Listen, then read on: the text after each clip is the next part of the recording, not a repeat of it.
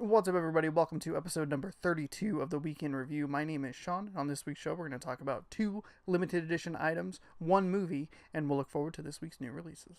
We'll start with something completely different this week. I'm going to tell you about a trip that I took Friday. Spent 8 hours in Portland, Oregon, which is a pretty cool city, for the Wild Ones' final performances, the first of their 2-night disbanding event, which is unfortunate because they're a fantastic band. The show was held at the Mississippi Studios, which is a really, really cool music venue. It's divided in half between the concert venue and the bar, where I had a very delicious pineapple hard cider after having another another apple. I'm having trouble remembering, and I'm sure that you can kind of figure out why.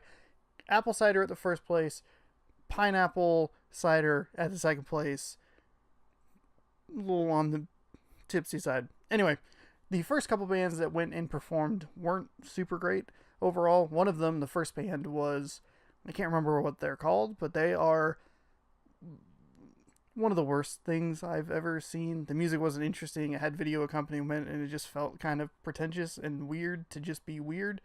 I don't know.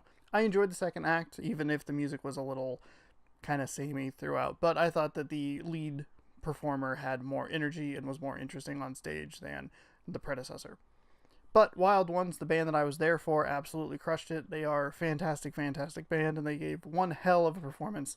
They came up for 2 encores, and I think there was a weak section in the middle. They kept kind of bringing people up, and it seemed like it lost momentum, but came out and did an encore of 2 of their own songs, and then came out and did one more encore of a cover, and overall it was just a really, really good night. While I was in Portland, we stopped by the mall and stopped by the FYE inside the Suncoast looking for Reptar bars, but were unsuccessful in that particular adventure.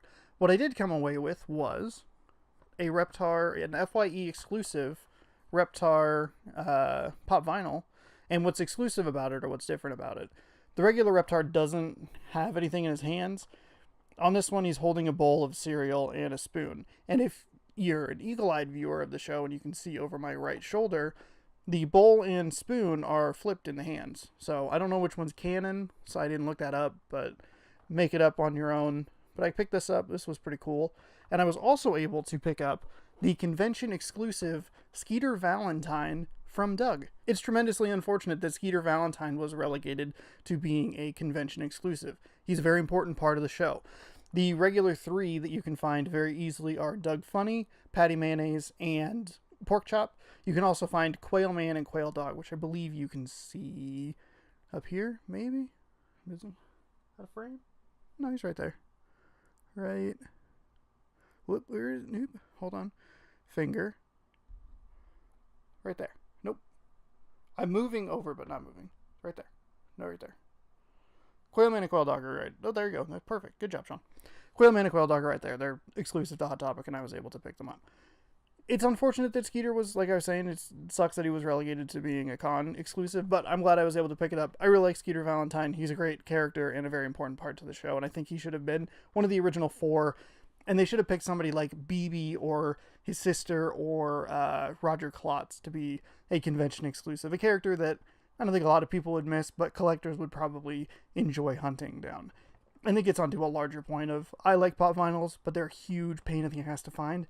So I was happy to find these when I did, and that concludes my Portland experience. I was only there for 8 hours, got kind of tipsy, bought some pop vinyls, not really related to each other. I was sober when I bought these. That wasn't a problem. It was later in the night when I was like, I'm going to drink and not have anything to eat. But the drinks were good. And the burger was good.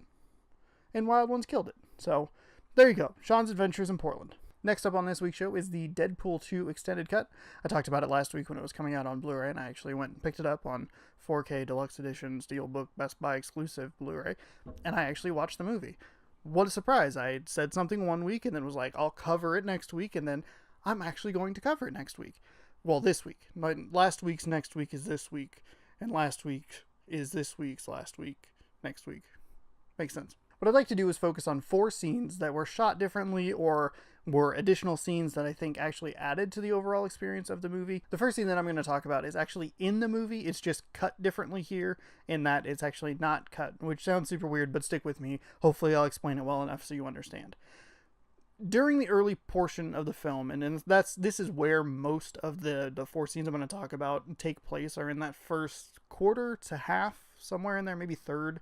And the first one is a fight that happens in a sauna in Japan, theoretically. I'm not exactly sure where the locale is. And it basically shows, in the movie, he's going through a montage of he's gone international, and now he's doing international hits, and he's taking out the bad guys, and so on and so forth. There's one sequence in the movie that takes place, like I said, in a sauna room.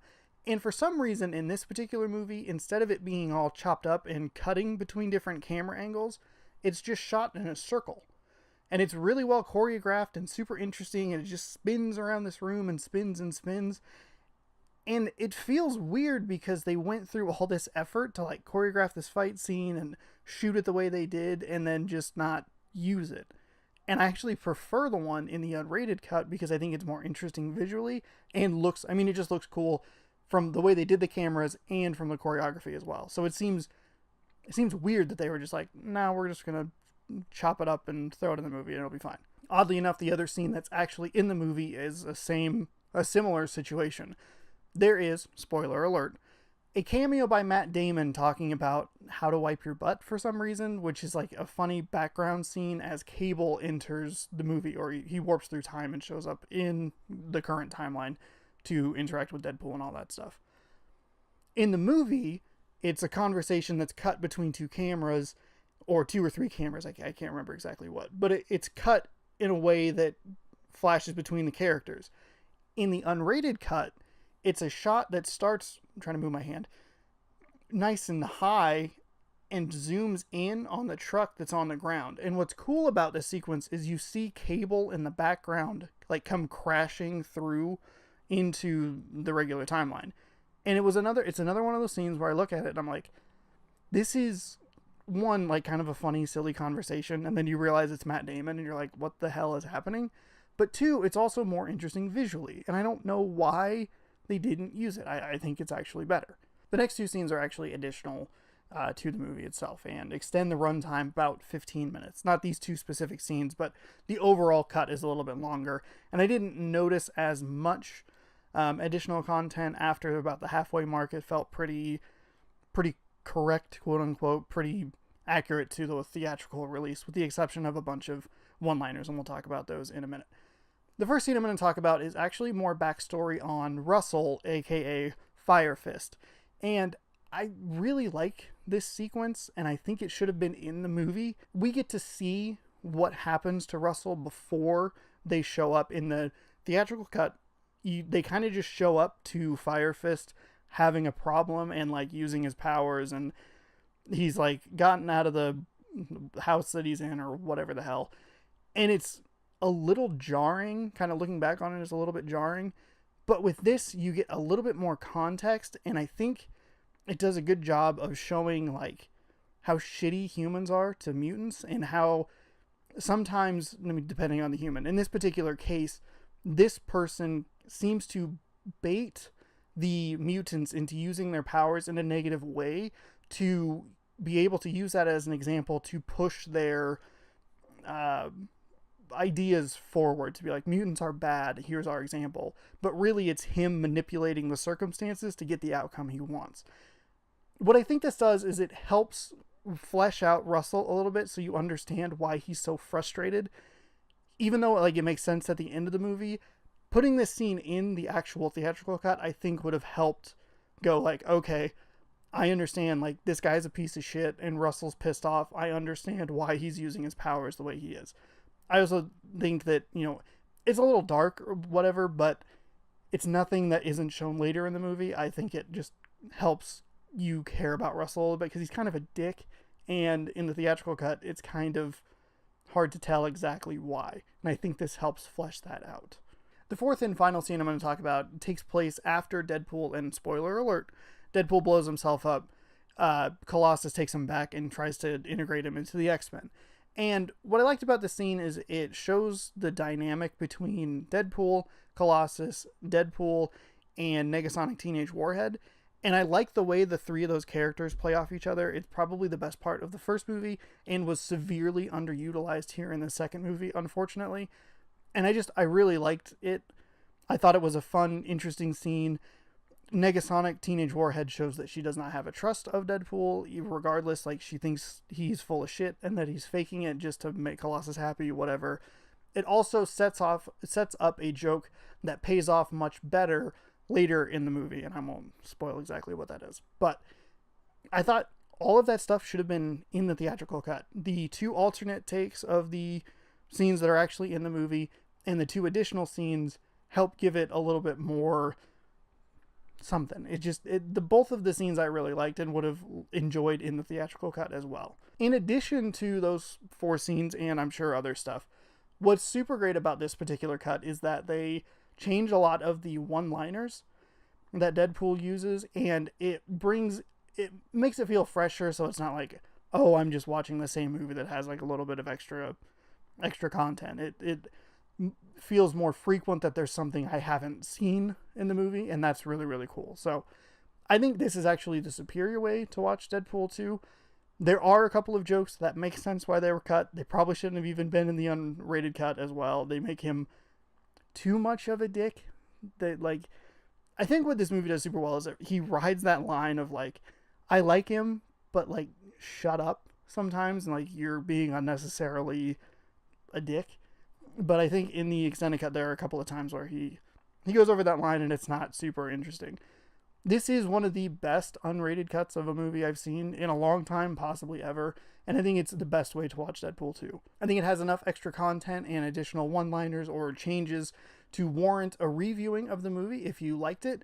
And I think that even if you didn't like the movie, I think you'll enjoy maybe taking another pass at it and seeing if some of the additional pieces maybe make it flow a little bit better. But overall, I really, really enjoyed Deadpool. It's probably one of the top 10 movies I've seen this year, probably. And I really, really liked it. Finally, we'll take a look at this week's new releases. On Blu-ray, 2 movies, Tag, which I missed in theaters based on a story here in Spokane, Washington, so that's cool. And Upgrade, which is a movie that I saw that I really enjoyed. It was top 5, I believe. I believe it was number 5 best movie I've seen this year as of the last quarter in review. I think it's going to get bumped down, probably by something that I saw. Might actually get bumped down 2 spots by stuff that I saw a couple of weeks ago. 2 movies in theaters this week: Searching, which is about a guy looking for his daughter through the use of the internet, and Operation Finale, about hunting down one of the most notorious killers from the World War II. I don't know why I struggle to say that so much, but here we are. On the game side this week, it was a bit of a mess of a lot of smaller titles, and one game that caught my eye that's a little bit bigger is Strange Brigade, and that's a game that is set in a 1930s kind of pulp sort of movie thing. I'm not really sure. Something like Indiana Jones was something that I've been thinking about when I watched the gameplay of that. And because it's developed by the people that did Sniper Elite and Zombie Army Trilogy, that makes me a little more interested to play it. That's the show for this week. Thank you so much for watching. If you enjoyed it, scroll on down, hit that subscribe button. While you're there, leave a comment. Let me know what you're looking forward to in the next week or the near future. And as always, check back every Tuesday for more Week in Review.